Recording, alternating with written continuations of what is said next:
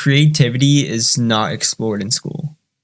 A question actually I pose is, if you could change anything in the history, right? What is the one thing you would change? Personally, I would change the education system. A lot of the modern education system was built on the fact where Henry Ford, for example, a lot of the car manufacturers or factory owners they allowed people to get or the common folk to get education just so they can be used, to work the assembly line.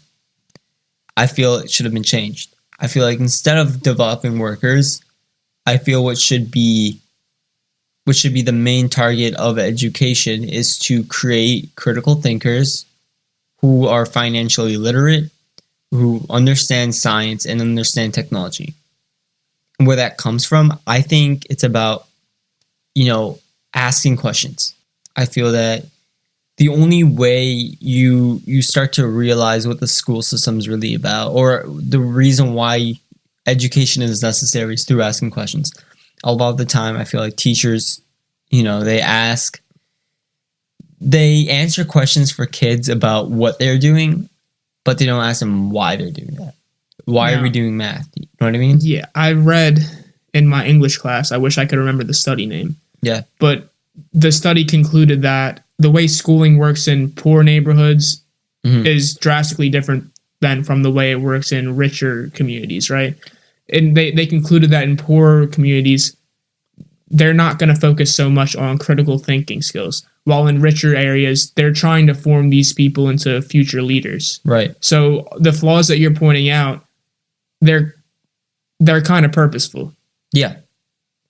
Yeah, this system is made that way for a reason. I mean, there's enough money pumping into the system to the point where we could really reform whatever we wanted to. Yeah, exactly. That's only in our kind of. I think about the inner cities. I feel like there's a lot of creative thinkers that are not being used there.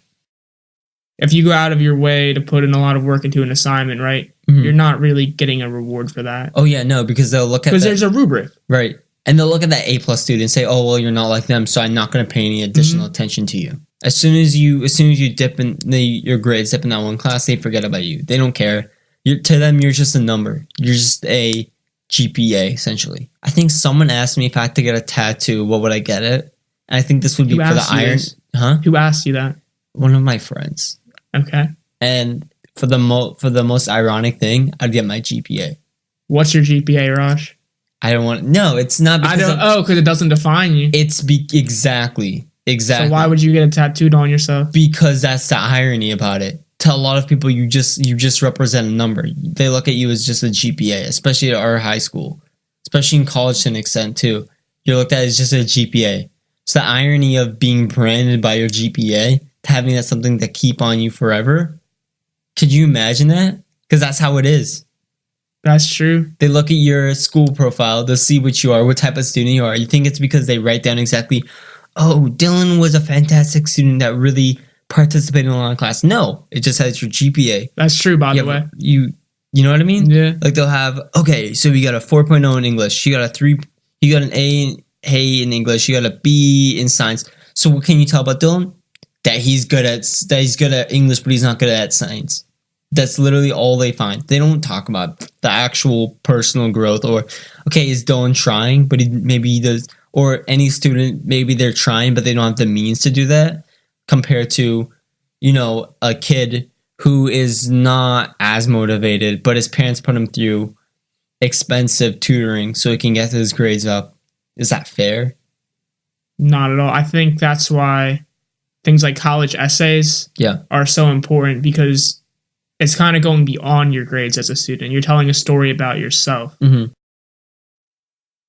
I think that we are living at an era where it's easy to get information. It's the information age, right? It's the information age. And I feel like a lot of people the way the school system is working right now is it's literally just telling you how to suck up and absorb information and how to just vomit it out on command. So I feel because that the supply of think about it, supply and demand, right? The supply of critical thinkers is decreasing. It's going to this part where if you're an out of the box thinker, you're shut down instantly. If you disagree with someone, you're shut down instantly. So everyone is kind of becoming the same. We are scared to show our opinion. So we'll just, suck it up, hide our opinions and just follow whatever the social norms are. And it's easy to follow the social norms. You have to have a lot of self-confidence in your own abilities to go against certain things.